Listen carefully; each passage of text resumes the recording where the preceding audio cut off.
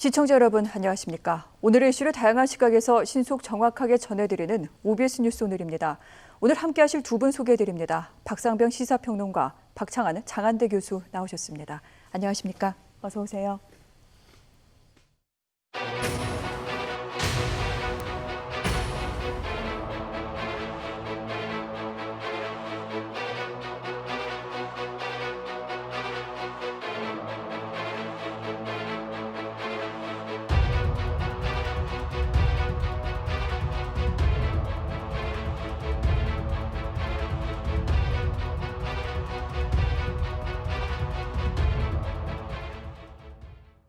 저희가 앞서 뉴스에서도 전해드렸습니다만 사랑제일교회발 코로나19 집단 감염이 계속해서 확산이 되고 있습니다. 특히 지난 15일에 열린 광화문 집회 참석자와도 좀 겹치는 부분이 있고요. 또 서울 등 수도권을 중심으로 신규 확진자들이 하루에 300명 가까이 늘고 있는 상황입니다. 일각에서는 신천지 사태보다 더 심각하다 이런 얘기가 나오고 있고요. 그렇기 때문에 빨리 진단검사를 시행해서 확진자를 격리해야 되는 것, 이제 전 국민께서도 잘 알고 계실 겁니다.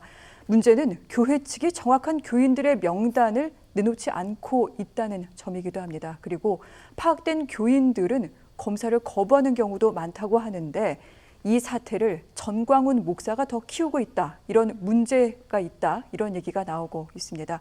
이런 식의 얘기를 하고 있습니다. 검사를 적게 해서 확진자 수가 적으면 K방역 성공이고 검사를 많이 해서 확진자가 많이 나오면 위기냐. 그리고 또 확진자가 나오면 모두 사랑제일교회 확진자라고 발표하고 있다라는 식의 주장을 펼치고 있는데 이 외에도 여러 황당한 주장이 있기도 하죠. 게다가 오늘은 이 같은 주장을 몇몇 신문의 전면 광고로까지 내기도 했습니다. 자, 이 같은 주장 어떻게 봐야 되는지 두 분의 의견 좀 들어보도록 할게요. 평론가님, 네. 이 부분 어떻게 판단을 해야겠습니까? 교회가 국민을 걱정하는 시대가 아니고요. 네. 국민이 일부 교회를 걱정하는 시대가 되었습니다. 교회 쪽에서 말하고 있는 말세가 어떤 거냐면 저는 이런 모습이 아닌가 싶은 생각이 들어요.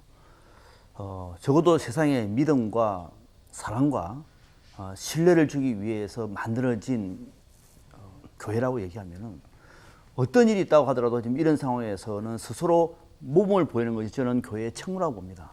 그런데 모범은커녕 저는 이 전광훈 목사의 얘기를 논리적으로 반박하고 싶지는 않아요. 저도 그렇게 시간이 많은 사람이 아닙니다. 다만 이 상황을 대한민국의 정부가 몰랐습니까? 전광훈 목사가 어떤 사람인지를 몰랐다? 사법부가 몰랐다? 저는 그게 더 심각한 문제라고 생각해요. 저는 알았습니다. 이렇게 번질 줄. 온갖 궤변에, 온갖 억지에, 네. 심지어는 이 교인들 동원해서 얼마나 나쁜 짓을 할지를 뻔히 알고 있는데도 불구하고 사태가 커졌습니다. 이제 와서 이런 사람들의 논리, 그 궤변을 들을 필요가 없는 거죠. 이번 기회에 저는 정부와 또 서울시나 하여튼 이 방역당국이든 해서 철저하게 해서 저는 대한민국의 법치가 살아있는 것을 보여준다고 봐요. 법치가. 대한민국에는 어떤 종교라도 대한민국의 법을 떠날 수 있는 종교는 없습니다. 그렇지 않습니까? 그걸 뛰어넘는다고 얘기하면 이거는 종교가 아니라 어떻게 보면은 우리 사회에 적폐가 되는 거죠. 그래서 이번 기회에 지금도 네. 나오는 얘기가 심지어는 교회 쪽에서 명단도 누락하고 또 누락한 것뿐만 아니라 네. 검사 받는 한 것도 행패도 부리고 이런 사람도 지금 나오고 있다고 해요. 정말 교인이 아닌 거죠. 이 정도 되면은 이번 기회에 그래서 부산권을 포함해서 저는 정부가 단호하게 보여줘야만이 네. 우리 K방역의 대미를 장식할 수 있는 나름대로 정부의 의지가 저는 표출된다. 저는 그거 외에는 지금 다른 방법이 없다고 봅니다. 네. 한국 기독교 총연맹인가요? 이런 곳에서도 사랑제일교회와는 정말 교단과는 상관이 없다. 국민께 사과드린다. 기독교 교계에서도 이렇게 얘기까지 나오고 있는 중이기도 합니다. 전광훈 목사 본인이 코로나19 확진이 돼서 지금 격리돼 입원 중입니다만 이 같은 황당한 주장을 계속해서 펼쳐놓으면서 또 보수 유튜브 방송 등등을 통해 국민들에게 또 여론전을 펴고 있는 양상이기도 한데 일부 언론 보도에 대해서는 사실이 아니다. 왜 우리 책임이냐. 고소하겠다. 이런 얘기까지 하고 있습니다. 문제는 이런 주의나 주장들이 교인들에게 어떤 신호를 주는 게 아니냐. 검진받지 말아라. 피해라. 이렇게 신호를 주는 거다. 이런 얘기가 나오고 있습니다. 네, 전광훈 목사나 사랑제일교회 측에 이런 그 왜곡되고 그다음에 자의적인 이런 반응은 뭐 근본적인 출발은 정부에 대한 불신에서부터 나온다고 생각을 합니다. 근데 아무리 정부에 대한 불신을 하더라도 중요한 것은 사랑제일교회 이 코로나 감염 확산을 막아야 되잖아요. 근데 막는데 협조를 하는 게 아니라 지금 정광훈 목사나 사랑제일교회에서 내놓은 입장들을 보면은 정부가 우리를 의도적으로 탄압하기 위해서 과장하고 부풀리고 네. 이러고 있다라는 거예요. 그러니까 이것을 평상시에 종교와 신념이 결합되면은 목사의 말을 갖다가 하늘처럼 따르는 교인들이 있는 거지 않습니까? 그분들 입장에서 보면은 우리는 탄압받고 있고 정부가 부풀리고 왜곡하고 있다. 그러면은 당연히 교인들이나 네. 이 사랑제일집회에 계속 나갔던 분들은 당연히 정부의 방역에 대해서 비협조적일 수밖에 없고 거부할 수밖에 없는 거예요.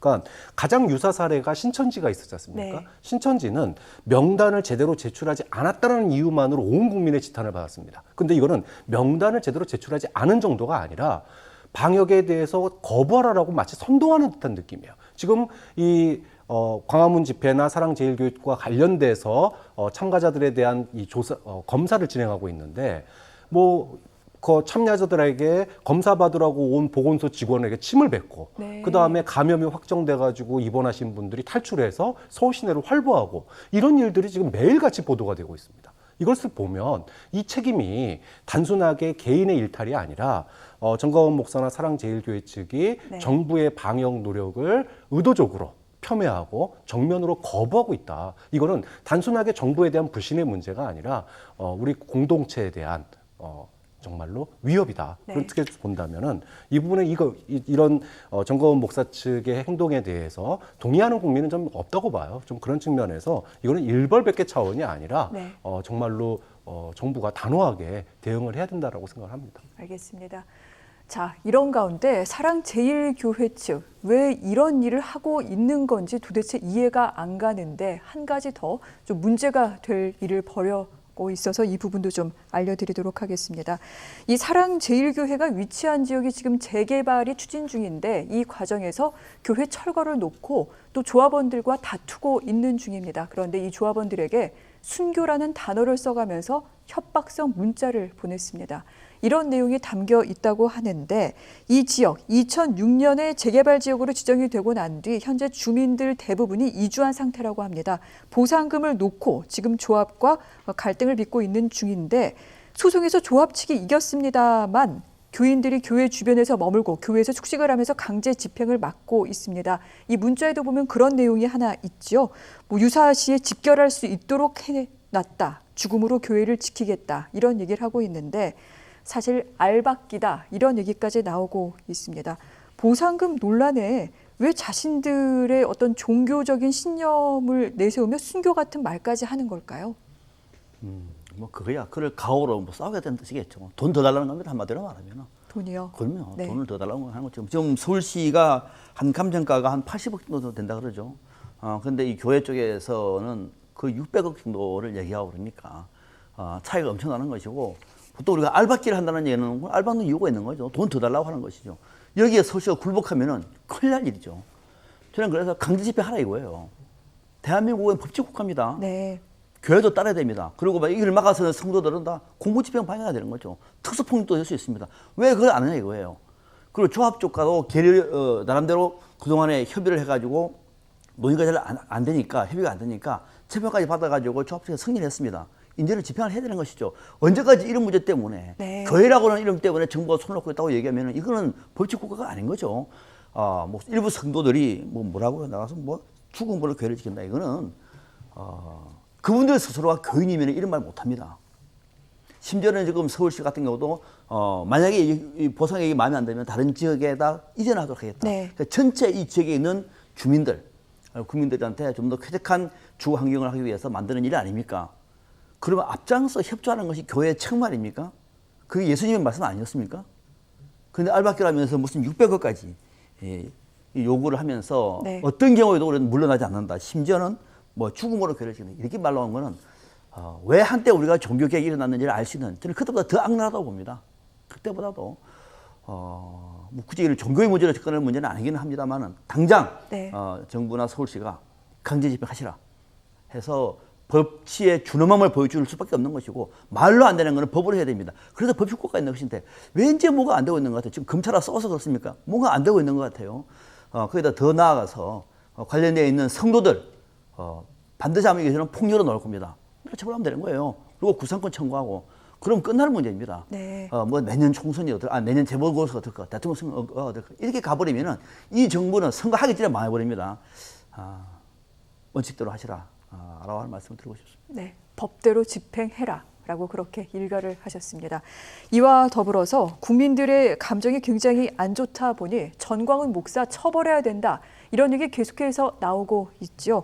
뭐 형사처벌뿐만 아니라 이제는 이 코로나19로 인한 방역 비용까지 다 받아내야 된다. 이런 여론이 있기도 합니다. 실제로 그러면 코로나19 환자를 치료하는데 1인당 얼마가 들어가는지 저희가 정리를 해봤는데 국민건강보험공단에서 지난 5월에 내놨던 자료입니다. 위중할 경우 인공 심폐장치를 사용해야 될 경우에는 약 7천만 원, 중증 환자, 산소 치료 등을 받는 경우입니다. 약 1,200만 원, 그리고 경증인 환자 같은 경우에도 최대 478만 원의 비용이 소요가 된다고 합니다. 20일 정도 치료 기간이 걸리는데 이 모든 비용은 국가와 건강보험에서 지출을 하게 됩니다.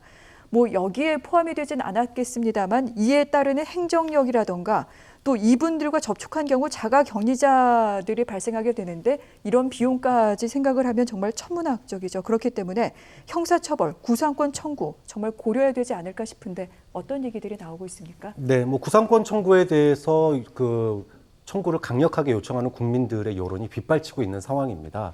그러니까 광복절날 집회에 정광훈 목사 스스로가 자가격리 통보를 받은 상태에도 불구하고 집회 참석을 네. 갖다가 독려하고 그렇기 때문에 이것은 뭐 방역의 정면으로 이제 거부를 한 거죠. 그로 인해서 지금 집회 참여자, 그러니까 교회와 관련이 없는 사랑제일교와 관련이 없는 집회 참여자만 벌써 오늘 18명이 확진이 된 상태입니다. 또 그걸 통한 이 N차 감염, 또 전국적인 감염까지 일어나고 있는 상황인데 일단 경제적인 비용만 보더라도 지금 산술적으로 평균적으로 한 명이 치료하는데 400만 원 정도가 들어간다고 그래요. 네. 그럼 이제 사랑제일교회 관련해서 600명이니까 이미 벌써 27억 원의 국민의 세금이 들어갔습니다. 이거 당연히 나중에 구상권을 청구해야 되겠죠. 근데 이것뿐만이 아니죠. 이 한 명 확진자가 발생하면 그 주변 긴밀 접촉자들은 자가격리에 들어갑니다. 그럼 그러니까요. 자가격리에 들어가면은 또 시나 구에서 여러 가지 그 비용들을 또 지불을 해야 돼요. 먹을 것도 갖다 주고 거기에 들어가는 비용도 또 천문학적인 비용입니다. 여기다가 경제적인 비용 이것도 엄청나죠. 네. 신천지 같은 경우에 대구에서 이런 것들을 포함해가지고 1,000억 원의 손해배상 청구를 한 적이 있거든요. 근데 지금 신천지하고 비교도 안 될 정도로 수도권이라고 하는 이 특성상 굉장히 지금 확산이 되고 있는데 그렇게 놓고 본다면 단순 산술적으로도 몇백억이 나올 것이고 이런 추가적인 그 경제 보상비까지 들어간다면 수천억대의 그런 그 구상권 청구도 가능한 상황이에요. 좀 그런 점에서 지금이야 치료 단계니까 구상권 청구에 대한 어떤 구체적인 액션이 안 들어가겠지만 저는 이 부분에 대해서 분명하게 국민들이 지켜볼 거라고 생각합니다. 서울시, 국가가 구상권 청구를 해야 됩니다. 왜냐하면 합법적인 노동 3권, 파업 노동자들에 대해서 국가와 기업이 그동안에 어떻게 했습니까? 천문학적인 구상권 청구해 왔습니다. 그렇죠. 네. 그런데 이거는 합법적인 것도 아니에요. 법을 어겨가면서 네. 그리고 국민의 생명을 위협하면서 벌인 일이기 때문에 반드시 형사처벌과 더불어서 천문학적인 구상권 청구를 네. 당연히 저는 꼭 해야 된다고 봅니다. 네, 반드시 책임이 뒤따른다는 점, 이 부분 또한 강조하도록 하겠습니다. 책임 얘기가 나왔으니까 말인데요.